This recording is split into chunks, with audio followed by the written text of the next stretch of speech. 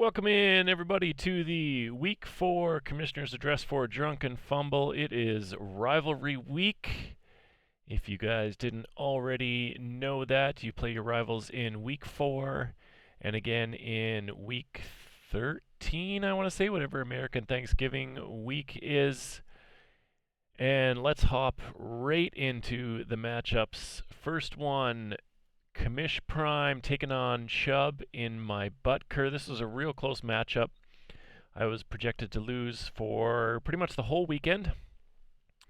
O'Marion Hampton was great for me with 27 points, and ETN scored another touchdown. Again, he's looking good for Jacksonville. Egbuka again was great. Warren was great.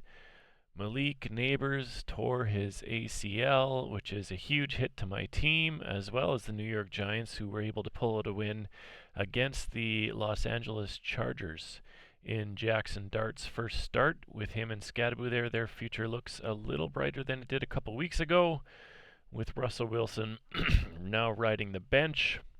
I've heard a lot of rumors or speculation of their third QB going to the Bengals. Can't remember his name right now. Throws 4 touchdowns a game and throw 4 picks a game. Jameis Winston. There you go. But I just don't think a quarterback that isn't Joe Burrow is going to help that team right now. That offensive line is terrible. But I go back. Neighbors is out for the season. Justin Fields was good for me with 27 points. Spencer with 152 points in the loss was a point shy of the median victory. Bo Nix was good for him with 26. James Cook with 22. He has been balling this season. And Roma Dunze has been on fire as well. The Chargers did have 21 points on defense, but did lose that game to the Giants. This one is the Has-Been Bowl. And going into this week, I had 9 wins in the bowl, and Spencer had 10, and now we are tied 10-10 in the Has-Been Bowl. Moving on to Barclays Brock Hard taking on Commissioner's Pity Prize. Casey started off the season well, but has been struggling as of late. Justin Jefferson did have a good game for him, not reaching the end zone, but 10 catches for 126 yards. Dallas Goedert was great on his 4 targets, going in for 2 touchdowns. He did have some points on the bench with Romeo Doubs, who had 6 catches for 3 touchdowns. He was a fantasy monster this week, unfortunately. Sitting on the bench, not doing anything for Casey. In the win, Marvin Harrison had a decent second half. His first half was just terrible, but he did get into the end zone.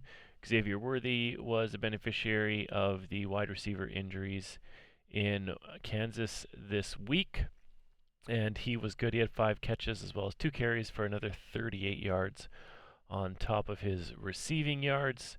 A lot of red numbers on Will's side, but it does not matter. He does outperform his projection by 2 points and beats Commissioner's Pity Prize 144 to 128. This is the Ed Hardy Bowl, which now sits at 9 wins for Casey and 5 wins for Will. So Will is clawing his way back into that rivalry week matchup. Moving on to the Shit-Eatin' Grim Bowl. Fearboners taking on Laddies and Gentlemen. This was a high-scoring affair, a close matchup as well. Josh Jacobs was unreal. He had 4 targets, 4 catches for 71 yards, another 86 yards on the ground to go with his 2 touchdowns for 31 points. On the other side, Ashton Genty finally showed up. That O-line has not been looking good. Going into last week, he had 144 yards, and 145 of them came after contact. So he was getting contacted behind the line of scrimmage more often than not. Jake Ferguson, 7 targets, 7 catches. He has so many targets this year.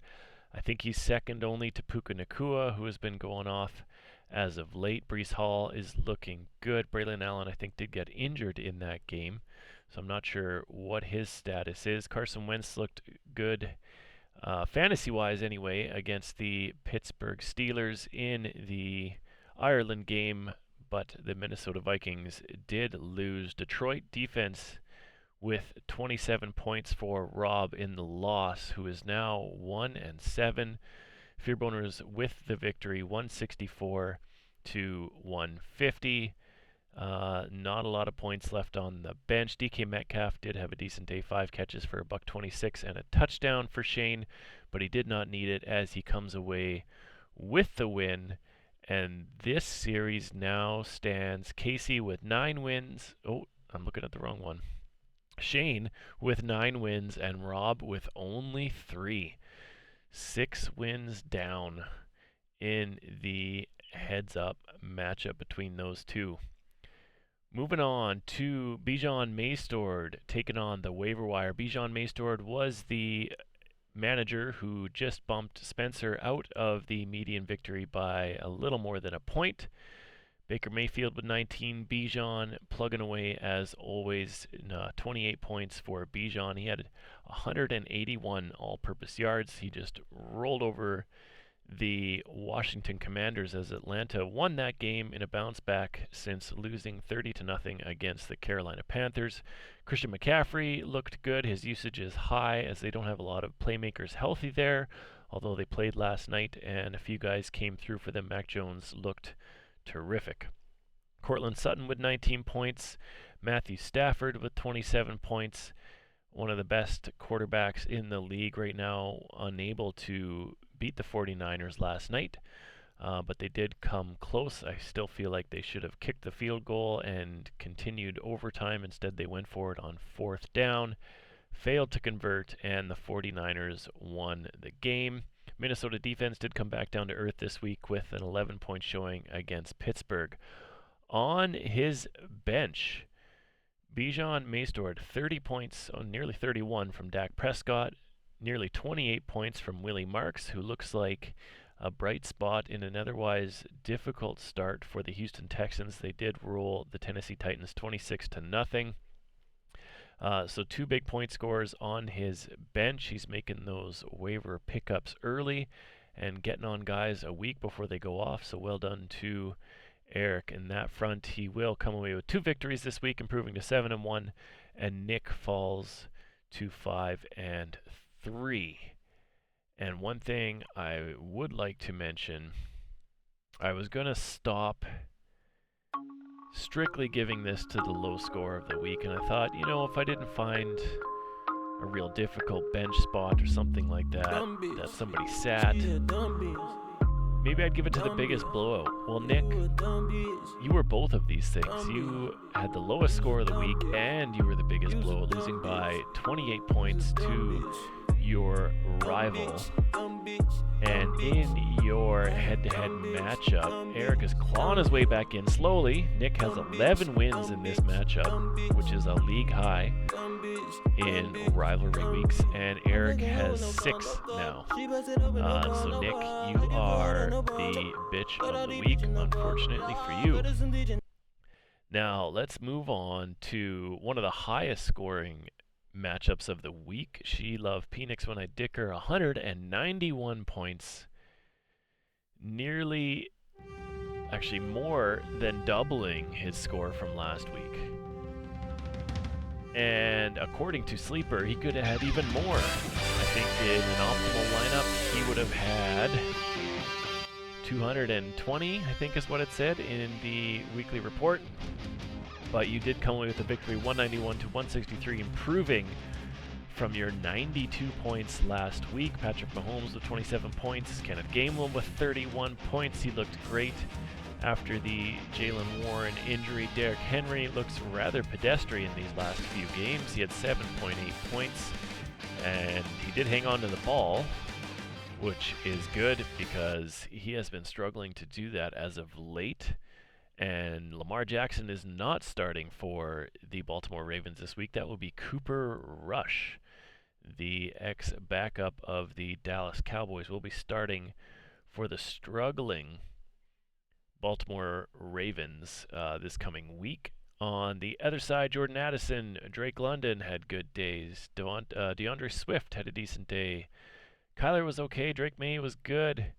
New England defense was good. You did have some points on the bench, but none that would have made that big of a difference. 163 points will get Justin the median win, improving him to 2-6. and Wade will get both victories this week, improving to 4-4, and he will jump 3 points up in the standings. That matchup right now is 8 victories for Wade and 3 victories for Justin.